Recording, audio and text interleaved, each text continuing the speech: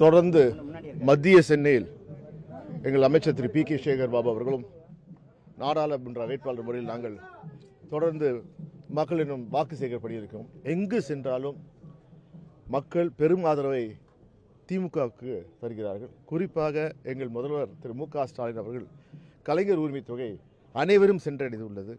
அது மட்டும் இல்லை, இந்த 3 ஆண்டில் தேர்தல் அறிக்கை என்னென்ன எங்கள் தலைவர் சொன்னாரோ அத்தனையும் நிறைவேற்றிருக்கார். அந்த நன்மதிப்பு மக்கள் எங்கள் மீது காட்டுகிறார்கள். அது கண்டிப்பாக வாக்காக மாறி சென்ற முறையை விட இந்த முறை அதிகமான வாக்கு வித்தியாசத்தில் நாங்கள் வெற்றி பெறுவோம்.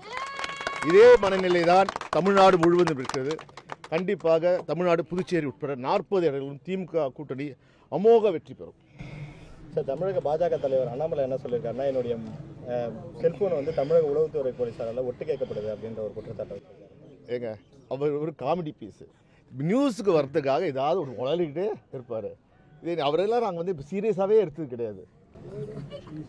மத்திய சென்னை பாஜக வேட்பாளர் வினோத் என்ன சொல்லியிருக்காருன்னா, அண்ணன் தயநிதிமாறன் வெயில் அதிகமாக இருக்குது, அவர் போய் ரெஸ்ட் எடுக்கலாம் அப்படின்ற மாதிரி ஒரு கருத்தை வச்சிருக்காரு. இப்போ நிழலில் தான் அவர் வந்து ஓட்டு கேட்கணும். போகிற இடம்லாம் கொடை பிடிச்சின்னு வந்தாங்க எல்லாரும். அவர் பெரிய காமெடின்னா இவர் அதுக்கு அடுத்த காமெடின்னு இவர்.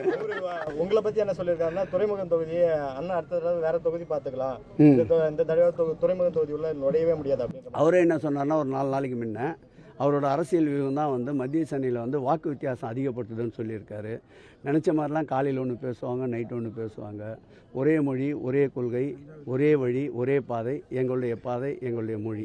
பிரதமர் நரேந்திர மோடி தமிழகத்துக்கு வரும்போது நீங்கள் பேசுனதை குறிப்பிட்டு பேசியிருக்காரு. அண்ணாமலை யாருன்னு கேட்டதுக்கு திமுக வந்து அவங்களுக்கு தோல்வி இந்த மாதிரி பேசுறதுலாம் கொடுக்கணும் அப்படின்னு பேசியிருக்காரு.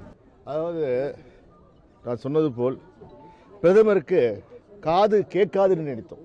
ஒவ்வொரு முறை தமிழ்நாட்டுக்கு எங்கள் முதல்வர் வந்து தமிழ்நாட்டுக்கு நிவாரணம் தாருங்கள், வெள்ளத்தால் பாதிக்கப்பட்டு தாருங்கள், அப்போ தான் காது கேட்கவே இல்லை. ஆனால் அண்ணாமலை பற்றி அவர் ஒரு காமெடி பீஸு, வெத்து வேட்டுன்னு சொன்னோன்னே பிரதமர் காது கேட்குது. ஏங்க, எங்கள் உண்மையான பிரச்சனை வாங்க. அவர் அண்ணாமலை எங்களுக்கு தேவையில்லை. ஆனால் எங்களுக்கு தேவை தமிழ்நாட்டின் வளர்ச்சி. தமிழ்நாடு வளர்ச்சிக்காக எங்கள் முதல்வர் தமிழ்நாட்டு மக்களின் சார்பாக வைக்கின்ற கோட்டைகளை இசைவுக்காரர்கள் கேளுங்கள். கேட்காமல் வெறும் கையை வீசிவிட்டு நீங்கள் வாக்கு கேட்க வருகிறீர்களே. 8 முறை வந்து விட்டுறீங்களே, எதற்கு? இதுவரைக்கும் 8 முறைக்கு என்ன செஞ்சிருக்கீங்க தமிழ்நாட்டுக்கு? இதாவது ஒன்று இருக்கா? குறிப்பிட்ட வகையிலே இதாவது ஒரு திட்டங்களை ஒன்றிய அரசின் மூலமாக தமிழ்நாட்டுக்கு வந்திருக்கா? இல்லையே. எய்ம்ஸ் எய்ம்ஸ் மருத்துவமனை என்ன ஆயிற்று? பறக்கும் சாலை திட்டம் என்ன ஆயிற்று? ஒன்றுமே. ஏன் சென்னை மெட்ரோ ரயிலுக்கு 2ஆம் கட்டத்துக்கு ₹1 கூட தள்ளிய எங்கள் முதல்வர் தமிழ்நாட்டின் பங்கை 34,000 கோடியை கொடுத்து இருக்கிறார். நீங்கள் கொடுக்கவே இல்லையா? ஒன்றுமே கொடுக்காம வெறுகை வச்சு வெறும் வாயில் வடை சுட்டு அந்த வாயை நீங்களே சாப்பிட்டுப்பீங்க. நாங்கள் என்ன பண்ணுறது? அமைச்சர் உதயநிதி ஸ்டாலின் வந்து முதலமைச்சராக முயற்சி நடக்குது, திமுக மன்னராட்சி நடக்குதுன்னு எடப்பாடி பழனிசாமி அவர்கள் அது முடிவு எடுக்க வேண்டியது மாண்புமிகு தமிழக முதல்வர் தளபதி அவர்கள். எடப்பாடி இல்லை, அதை முடிவு எடுக்க வேண்டியது தமிழக முதல்வர் தான் முடிவு எடுக்கணும். சார், எல்லாருக்கும் அடையாளம் தான் சொல்றீங்க நீங்க. வாங்க, எல்லாருக்கும் அடையாளம் தான்.